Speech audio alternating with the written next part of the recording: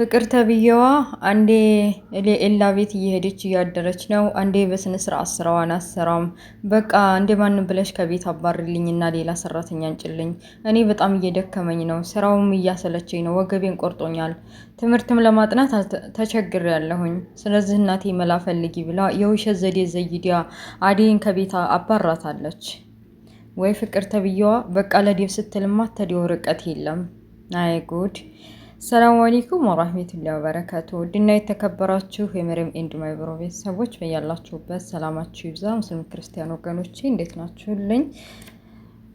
ሁላችሁንም ሰላም ብያለሁ። የአደይን ድራማ ይዤላችሁ መጥቻለሁ። ለቤት አዲስ የሆናችሁ ሰብስክራይብ ማድረጋችሁ እንዳትረሱ፣ ላይክ ሼር አድርጎ ድራማው ሲጀምር ዴቭ የውሸት ቤዛ ተብዬዋ ባርኮትና አደይ አንድ ላይ ኤላ ቤት አድረዋል ብላ የውሸት ነገር ስለነገረችው እሳት ለብሶ እሳት ጎርሶ ኤላ ቤት ቢሄድ የውሸት መሆኑን አውቋል። የውሸት መሆኑን የነገረችው ከኤላ አረጋግጧል። ይቺ ልጅ እንዴት ልታለያየን ነው ማለት ነው? አደይን እኮ ከቤት አባርሪያታለሁ፣ እንዴት እንደዚህ ታደርጋለች ብሎ እሳት ጎርሶ ቤት ሲመጣ ጉሮሮዋን ይዟታል ቤዛን። እረ ልቀቅኝ እያለች እየተመናጨቀች ኤላም ከኋላቸው ስለነበረ አላቋታል። እንዴት እንደዚህ ታደርጋለሽ? የውሸት ነገር ነግረሽኝ እኮ አደይን ከቤት የተባረረችው በእኔና ባንቺ ምክንያት ነው ብሎ በቃ ከዚህ በኋላ አደይ የማትገኝ ከሆነ ጉሮሮሽን እንትን ብዬ ዘግቼ ነው የማሳርፍሽ የምገልሽ። ከዚህ በኋላ በሁለታችን ጣልቃ አትግቢ፣ የአደይን ስም በተለይ አታንሺ ብሎ አስጠንቅቋታል።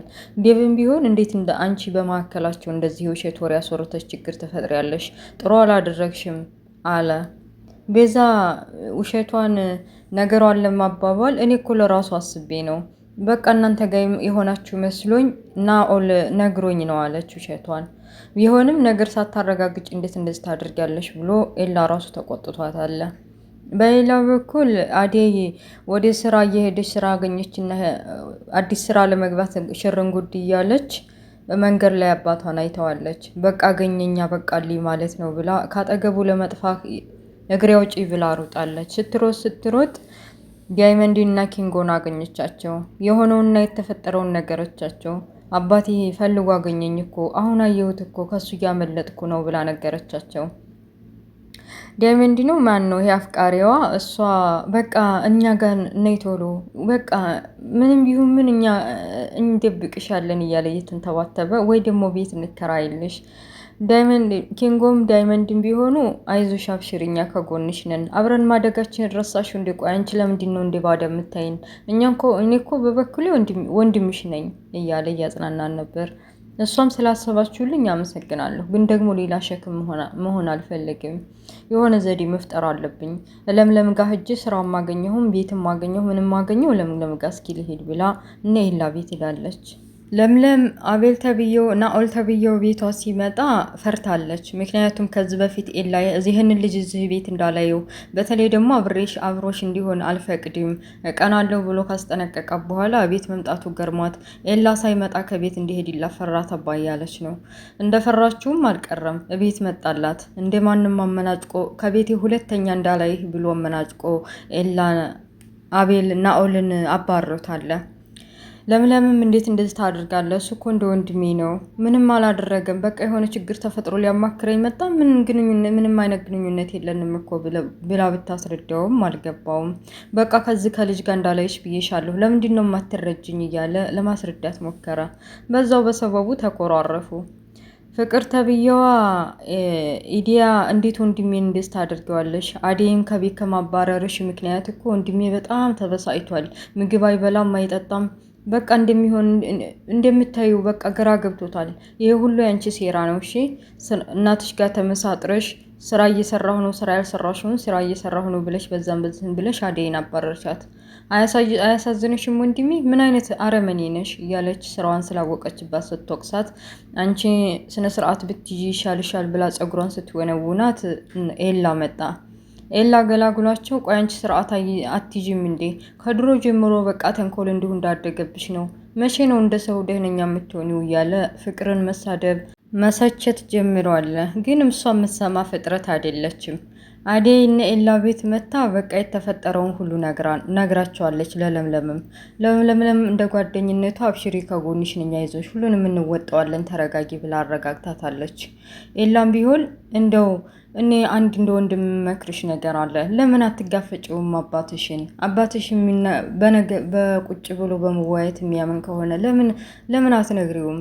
እኔ እንደ ወንድምነትሽ ልምከርሽ። እኔ አባቴን ነገር በመስማት አባቴ የሚለኝን ነገር በመስማት ሙሉ እሱ የሚለውን ነገር ነበር የምፈጽመው።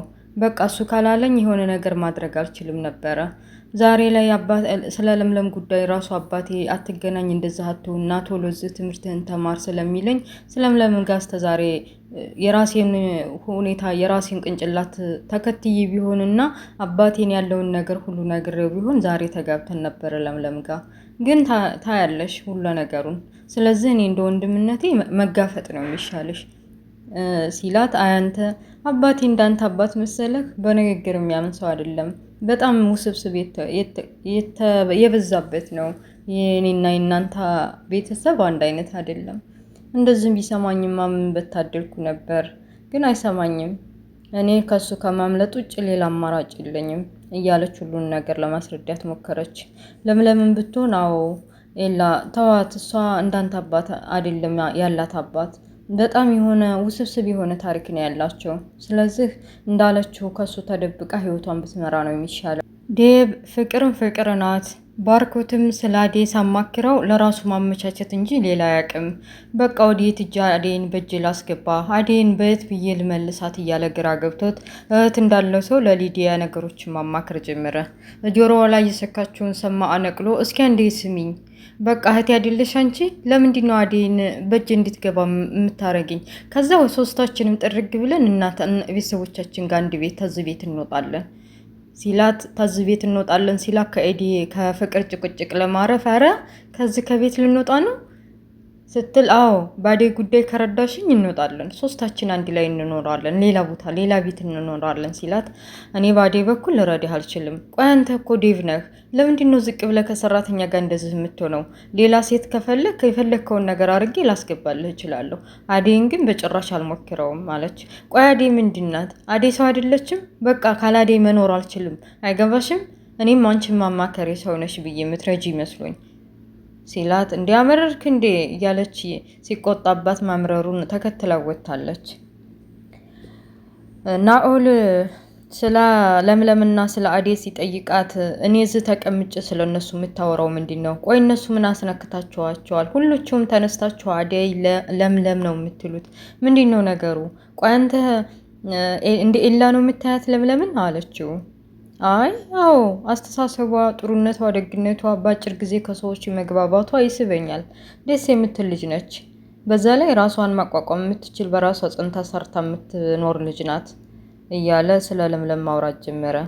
በል አሁን እኔ እንደዚህ ስታወራ ብላ አኩርፋው ጥላው ስትሄድ፣ አረ ተኬኳ አታኩርፊ፣ ምንድን ነው በቃ ከዚህ በኋላ የሆነ መቀጫ ካልቀጣሁ እና የሆነ ነገር ካላደረክ እንዳትታረቀኝ ስትለው፣ እሺ ምንድን ነው መቀጣው? በቃ እንደው ምሳ አልበላሁም፣ ምሳ ጋብዘኝ። እሺ በቃ ሬስቶራንት ወስዶ ምሳ ጋበዛት። ቀልዱን በይክፈያ አላት። እንዴ እኔ ልከፍል ነው እንዴ ወሰርከኝ? ማለት ያበላሃኝ እንዳ ካልከፈልች ደግሞ እቃ ጠባ አድርጌ፣ ያው የከፈልሽበትን አንድ ቀን ሙሉ ቀን ታሳጠቡ አያስከፍሉም። ስለዚህ እቃ ማጠብ ትችያለሽ ሲላት፣ አንተ ቀልደኛ ነህ፣ በል ቁጥራቸውን ስጠኝ ትራንስፈር ላድርግላቸው ብላ ሞባይሏን ስትነካካ፣ ኧረ ሲቀልድሽ ነው አመረርሽ እንዴ ብሎ ከኪሷ አውጥቶ ከፈልላት። እቤት መጣች። ቤዛም ብትሆን ፍቅርም ብትሆን በቃ ለዴብም ምግብ አልሰሩም። ባዴ የለመዱ ሴቶች እንዴት ተብሎ ቤቱ ይጽዳ፣ እንዴት ተብሎ ምግብ ተሰርቶ የምግብ ሽታ እንኳን የለውም። አዴ ከወጣች በኋላ ጣውላው ላይ ምግብ ከቀረበ ቆይቷል። እየተፎካከሩ ቤዛ ተብዬዋ ፍቅርን በይተነሽ ስሪ ባክሽን ርቦኛል አለች። ማ አንቺ? እኔ ላንቺ ምግብ የምሰራው? ከፈለግሽ ኪችኑ እንትን ነው። እንደውም ለምን ስራ አሰሪም? ስራ ስለምፈልጊ ለምን ለኔና ለባርኮት ሰራተኛ አትሆንም እያለች እየቀለደችባት ነበር። እና በዛ ምክንያት ያው ለባርኮት እናንተ መቼ ነው ምግብ የምትሰሩት? እኔ ርቦኛል ብሎ ሲናገር ፍቅር ተብዬዋ በቃ እኔ እሰራልሃለሁ አለች። ብድግ ብላ ለመስራት ተነሳች። አይ ጉድ! እንደው ለዴቭ የማትፈነቅለው ድንጋይ የለም ይች ፍቅር ተብዬዋ። ለነ ሊዲያ እና ለነ ቤዛምቢ ብላ ዴቭ እፈልጋለሁ ሲላት በቃ ተነስቼ እሰራለሁ ብላ ጉድ ጉድ ብላ መስራት ጀምራለች። ለምለምና ኤላ በቀድም በተጣሉት በተለይ በናኦል ምክንያት አሁን ታርቀዋል። እንደ እነሱ ጸብ ወዳው ተጣልተው ወዳው ባይታረቁ ኑሮ በቃ ተለያይተው አብቅቶላቸው ነበረ። ፍቅር ከብየዋ ምግቡን ከሰራች በኋላ ምግብ ጣውላ ሳሎን ከማቅረቧ ይልቅ ዴቭ ክላሱ ውስጥ ቆይ እዛው አታረጊውም ነበር ምን አመጣሽ እያለ በቃ ላንተ ብዬ ነዋ እኔ ሞግዚት እኔ ሰራተኛ እኔ ያንተ መንከባከብ ኃላፊነት አለብኝ በቃ እኔ እስካለሁ ድረስ እዚህ አመጣልሃለሁ ብላ ስትሟዘዝበት በቃ ይዘሽ ውጪ ያለ አዴ ትዝ ብለው አዴ ብትሆን ወይ እናቶሎ ምግብ ቀርቧል ብላ ነው የምጠራው።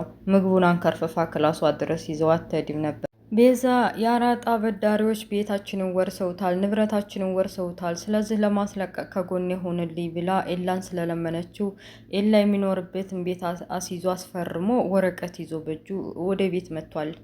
አዴ ቤት እያጸዳዳች ስለነበር አዴ እባክሽን ይችን ወረቀት የሚታይ ቦታ ሆነ ቦታ አስቀምጭልኝ ብሎ እጣውላው ላይ ቁጭ አደረገ።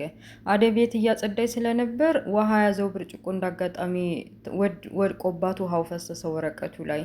ወረቀቱ እንዳለ ብትክትኩ ወጣ። ስለ ራሰ በደንብ ብድግ ሲያደርጉት እንዳለ ተቀዳደደ። ኤላ የሚሆነው አጣው፣ ግራ ገባው። በጣም አስፈላጊ የሆነ ነገር ነው፣ እንዴት እንድታደርጊያለሽ አለ። ያው እሱ ስለተናደደ አዴይም ብዙ ተነግሮታል። ለምለም ጩኸታቸውን ሰምታ መጣች። ምንድነው የተፈጠረው ብላ ስትጠይቅ ያለውን ነገር አስረዳች። አዴይም ብትሆን እውነቱን ነው እኔ ነኝ ጥፋተኛ፣ ሳላቅ እኮ ውሃውን ደፋሁበት፣ በጣም አስፈላጊ ወረቀት ነበር ብሏል፣ አስቀምጫ አደራ እያለኝ ነበር፣ እኔ ነኝ ጥፋተኛ፣ በቃ በጣም ይቅርታ እያለች እየተርበተበተች በቃ ሰው ዴይ መጥናት ሰልችቶኛል፣ እውነት አለ በጣም አጥፍቻለሁ፣ ኤላ በጣም ይቅርታ አድርግልኝ እያለች እየተንተባተበች ኤላም ደግሞ በተፈጠረው ነገር ስሜታዊ ሆኖ በጣም ተናዶ ተናግሯታል። ለምለምም ተረጋጋ ብትለውም ሊረጋጋ አልቻለም። አዴይ በሆነው ነገር ግራ ስለገባት በቃ መውጣት ፈልጋለች ከቤት ጥላቸውም ሞታለች። ለምለምም ተረጋጊ ብትላትም እሺ አላለችም። አሁን አባቴ ያገኘኛል ላያገኘኝም ከዚህ ከቤት ስለምወጣ እያለች እያሰበች ጥላው ሁሉንም ነገር ጥላ ወጥታለች። እና ውድ ቤተሰቦች ድራማው እዚህ ላይ ያበቃል። ስለነበረ ቆይታ ከልብ አመሰግናለሁ። በሌላ ፕሮግራም ውስጥ የምንገናኝ መልካሙን ሁሉ ያብዛላችሁ፣ ሀገራችንን ሰላም አላህ ያርግልን። እና ውድ ቤተሰቦችዬ ላይክ ሼር ማድረጋችሁ እንዳትረሱ፣ ሰብስክራይብ ማድረጋችሁንም እንዳትረሱ። በሌላ ፕሮግራም ውስጥ የምንገናኝ። ወሰላሙ አለይኩም ወራህመቱላሂ ወበረካቱ። ባይ ባይ ቤተሰብ ቻው።